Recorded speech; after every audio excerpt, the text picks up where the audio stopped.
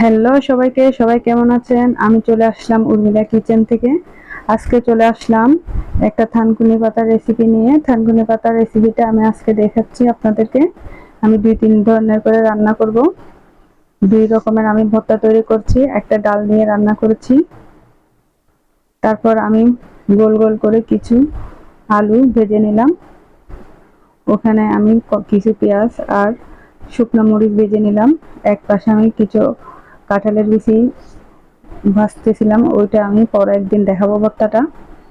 এরপর আমি মরিচটা ভালোভাবে চটকিয়ে ধনিয়া পাতা আর পেঁয়াজ দিয়ে ভালোভাবে মাখিয়ে রাখছি। ভালোভাবে মাখানো শেষ হয়ে গেলে তারপর আমি আলুগুলা ভালোভাবে মেখে নিব। আলুটা আমার হয়ে গেছে প্রায়। আলুটা চাইলে আপনারা সিদ্ধও করতে পারেন, আমি এভাবে নিই। এরকম করলে একটু ঘ্রাণ আসে, খেতে ভালো লাগে।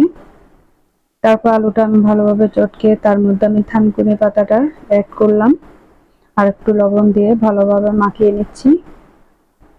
ভালোভাবে মাখানো হয়ে গেলে আমি তার মধ্যে যে মরিচ ভর্তাটা করে রেখেছিলাম মরিচ ভর্তাটা অ্যাড করব।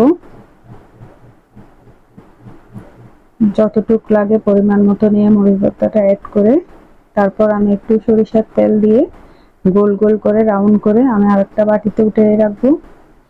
বাস, আমার এই ভর্তাটা রেডি হয়ে গেল। চাইলে আপনারা এভাবেও খেতে পারেন, সমস্যা নেই। থানকুনি পাতা দিয়ে অনেক রকমের রেসিপি করা যায়। এরপর আমি এইভাবে করার পর ওই বাটিটার মধ্যে আমি আরো কিছু থানকুনি পাতা নিয়ে নিচ্ছি। নিয়ে লবণ দিয়ে এগুলো চটকে তার মধ্যে আরো কিছু মরিচ ভর্তাটা অ্যাড করে আমার এটাও একটা ভর্তা রেডি হয়ে গেল। তারপর একটু সরিষার তেল দিয়ে আমি এটা একটা ছোট একটা বাটিতে উঠিয়ে রাখছি।